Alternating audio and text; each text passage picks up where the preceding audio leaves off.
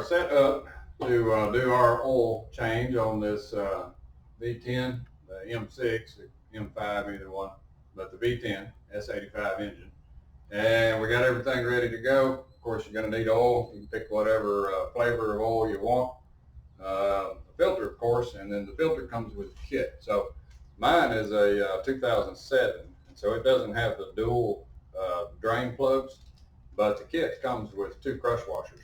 And for me, I'm only going to use one of those. The other one is for if your car has the second drain plug. And of course, the big O-rings go on the little housing that the filter sits down in. So one of the most important things to do when you're changing the oil in these is to actually capture the oil that you took out, because you can put that amount back in regardless of what it is, and you'll be right back where you were. Now, there's going to be a little bit gets stuck in the old filter, but it's not going to be much. And if you refill what you take out less the filter, might ask you to top it off just a little bit if you got to compensate for what was lost in the filter. But it's real important to have something clean, fresh, doesn't have any oil in it. And what we're going to do is actually measure, once we drain the oil out, we're going to measure what we took out. They do have an oil analysis company that you can get these little kits from. So what I'm going to do is take an oil analysis. I'll show you how to do that. The important thing on the oil analysis is not so much where you take the oil analysis, but it's being consistent every time you take the oil analysis to submit it.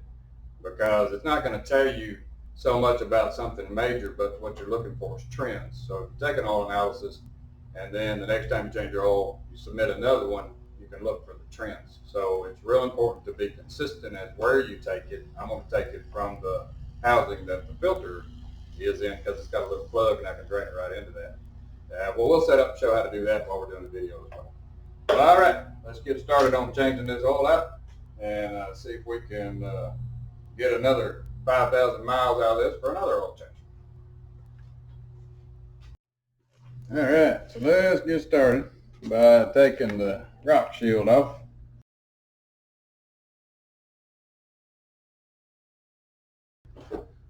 Alright, so out comes the rock shield. Alright, so right there is the drain plug for the oil pan. And I brought the car in and warmed it up a little bit just to get the oil a little bit thinner. And that way it'll come out of there a little bit better. Pop that loose.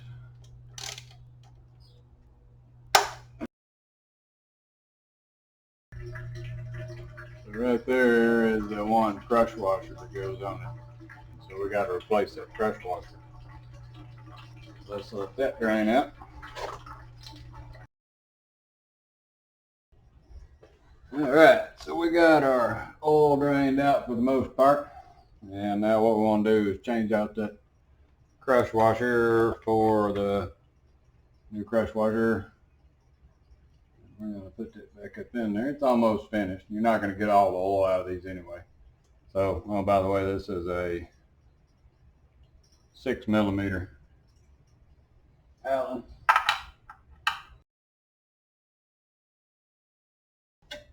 And we got the majority of the oil out. So now, what I want to do is try to get the filter off. And so right here is where you can do your oil collection. And so what you do is, if you're lucky, if it's not too tight, this one in the middle will come off and leave the black housing. And so we want to take it off in the center. Sometimes when you crank that, if it was on there really, really tight, the black housing is going to want to move. So it's a 24mm, and you can hold the housing and then break that loose. So I already got it broke loose. And what I want to do is do my oil analysis collection right here. Get it? So inside the little oil analysis kit is the paperwork that you have to fill out, a little bag to go around your sample, a little sticker that you put in your window to remind you to do your oil analysis, which will be your oil change, and then a little piece of pig mat to absorb anything so it can be shipped in the mail. So we got that, and then there's the collection bottle. So what you do is get your little bottle and you hold it up under it once you take that loose, and you capture your oil analysis sample. And we're going to ship that off and just see what our baseline looks after our rod bearing change. So we'll let that drain for a little while. In the meantime, what we got to do is change the O-ring out. So on the drain plug there's a little O-ring that goes in the center. So we're going to change that drain plug out and give it a new O-ring that came with the kit. So let's put our little drain plug back in. All right, so now we're ready to take off the filter housing. So it gets a 24 millimeter. Anyway, the majority of the oil that was trapped in that housing came out of the little hole in the middle, and it's not going to be near as messy. Now we just spin him off.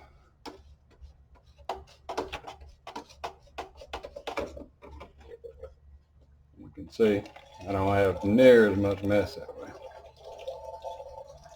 Keeping in mind we're capturing all of this oil so we can measure it. All right, so next on the list is to get that O-ring off of there, and we're going to replace that out. So just get you a little hook tool or something, and you can hook that O-ring. Replace him.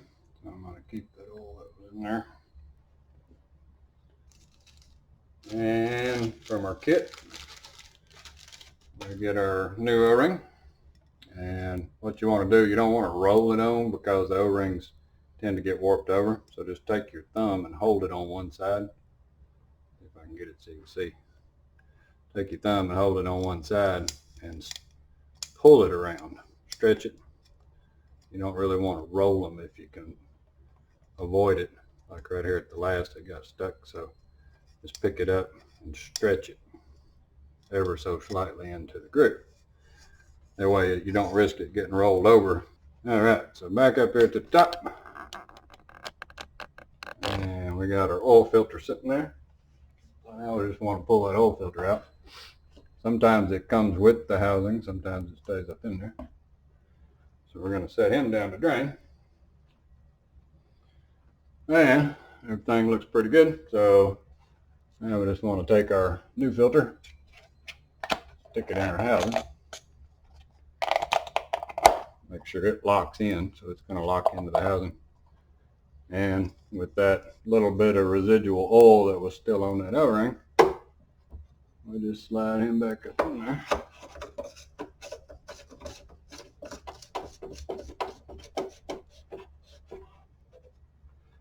And tighten him back up. When it bottoms out, just make sure it's nice and snug. Now all we got to do is just wipe her down and put the cover back on and fill it back up. But first we got to figure out how much oil we took out of it. So we'll get set up over here once we put the rock shield back on and figure out how much oil we need. So out of our kit we had that one crush washer left because I don't have two drain plugs.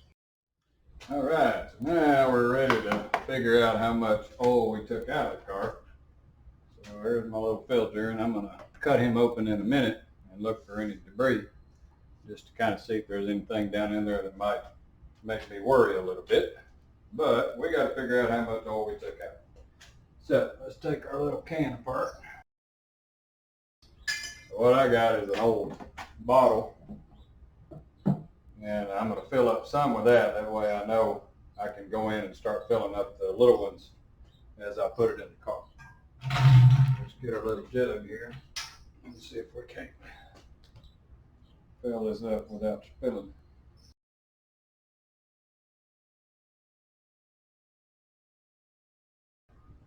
There. So there's 4 liters out of our little jug.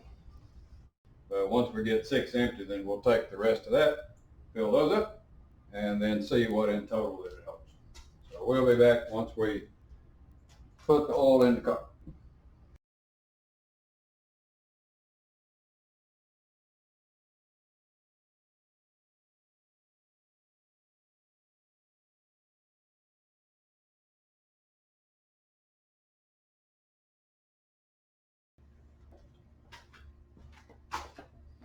All right, now we got 6 little empty ones. We're not finished adding everything, but now we can measure and see. So remember the one I put the line on originally. I'm going to get my marker and mark all the up.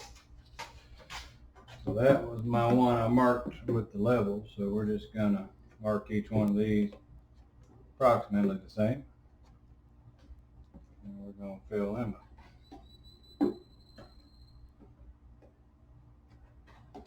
That way we know how much oil we took out.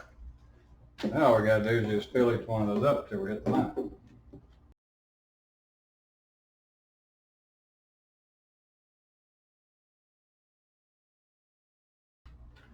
And the last one is only about half.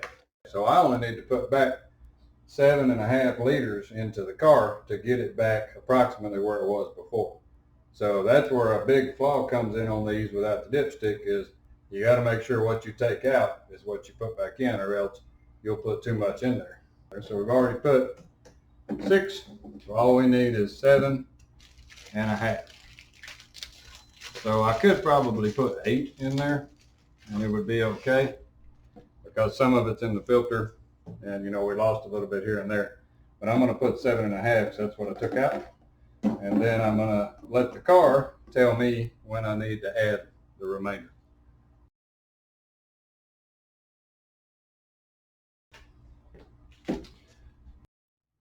All right, so we ended up taking out 7.5, and so we put 7.5, just a little bit more in there because some's in the filter. But that's one of the flaws of not having the 2 drain plug models, is that I only have 1 drain plug, so there's a lot of oil that stays in the motor. So the only thing we got left to do after we clean up everything is I want to take my little filter and I want to open him up and check the pleats inside to see if I see any debris in there. So we're going to set up on the bench over here, and I'm going to cut this open and I'm going to look for any shiny particles. I shouldn't have any shiny particles because I just did my rod bearing change. So I'm just kind of more curious than anything. But if I do see some things, then that might clue me in that I might have some problems. So we'll get set up and we will dissect this filter, and then we'll be done and ready to take off again. All right, so we are ready to dissect our little filter and see what he looks like inside to see if it trapped anything. So all I'm going to do is cut the end plates off right here so I can fan the pleats out.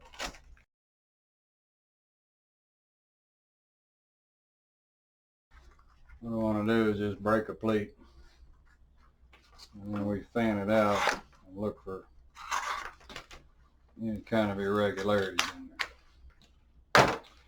So this is the inside, so it ought to be clean in there. Shouldn't be anything in there if the filter did its job, so I don't see anything. So now let's just get the camera over here, look down on it, and we can look inside the pleats. All right, so all we want to do is just open up these pleats and look for any kind of debris in there. I don't see anything. I see a little bit of green right here. That was some material where I changed my rod bearings out. Went through.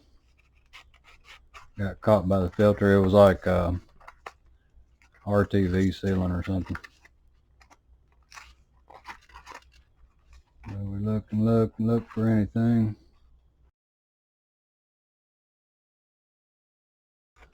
I don't see anything unusual.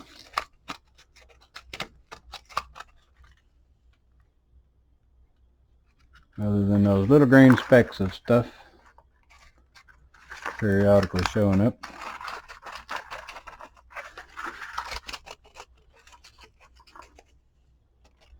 So there we go. Looks like our car is still pretty healthy.